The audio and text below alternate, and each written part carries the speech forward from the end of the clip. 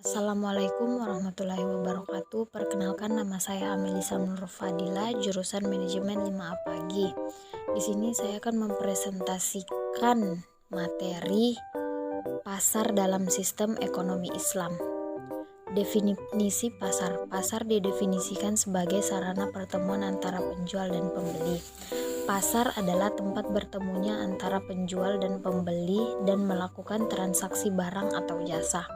Dalam ilmu ekonomi, suatu pasar dapat diistilahkan sebagai tempat transaksi yang bisa dilakukan di mana saja.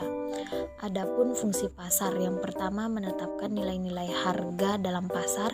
Yang kedua, pasar menyimpulkan semua produksi itu melalui faktor biaya. Ketiga, pasar mendistribusikan suatu produk itu bersangkut paut dengan masalah untuk siapa barang dihasilkan.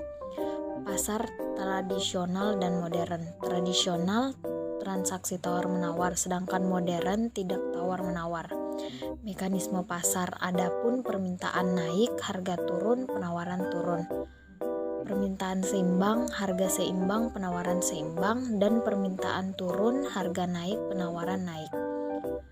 Ekonomi Islam memandang bahwa pasar, negara, dan individu berada dalam keseimbangan atau istiqhat, di mana boleh ada jarak di antara mereka sehingga salah satunya menjadi dominan dari yang lain.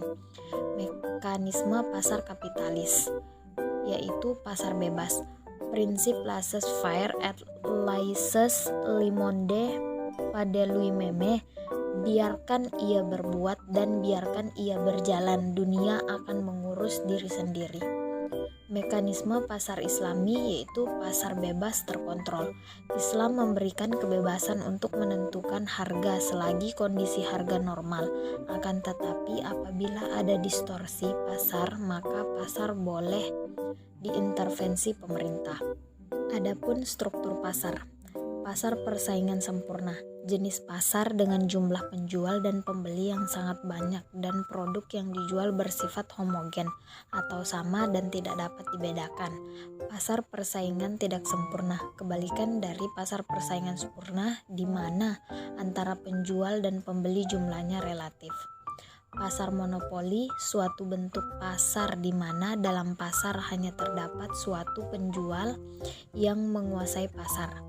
Pasar oligopoli, pasar di mana penawaran satu jenis barang dikuasai oleh beberapa perusahaan, contoh industri semen, industri mobil, dan industri kertas. Monopolistik, salah satu bentuk pasar di mana terdapat banyak produsen yang menghasilkan barang yang sama tetapi memiliki perbedaan dalam beberapa aspek, contoh Honda ciri irit dan Yamaha mesin kuat. Prinsip-prinsip moral pasar. 1. Jujur dalam menakar dan menimbang. 2. Menjual barang yang halal. 3. Menjual barang yang baik mutunya. 4. Tidak menyembunyikan cacat barang.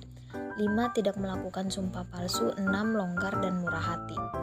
Fungsi ekonomi, memastikan tercukupi kebutuhan produk, pengawasan terhadap produk, pengawasan terhadap jasa, pengawasan terhadap perdagangan. Fungsi sosial, mewujudkan keadilan sosial dan keadilan distribusi dalam masyarakat, memberikan informasi kepada masyarakat dan pedagang, memberikan kesempatan yang sama pada setiap orang, menghilangkan penguasaan sepihak terhadap jalur produksi dan distribusi pasar, menghilangkan distorsi pasar dan melakukan intervensi pasar. Fungsi moral, mewujudkan perekonomian yang bermoral berdasarkan Al-Quran dan Al-Hadis. Sekian dari hasil presentasi saya, jika ada kurangnya mohon maaf. Sekian dan terima kasih. Assalamualaikum warahmatullahi wabarakatuh.